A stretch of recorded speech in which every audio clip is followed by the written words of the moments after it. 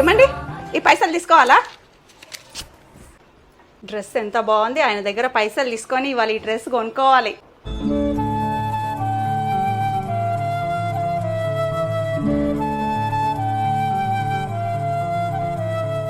మధురం మధురం మధురం మధురం మధురం మధురం మధురం మధురం ప్రణయం మధురం కలహం మధురం క్షణమో సగమో విరహం మధురం సరసం మధురం విరసం.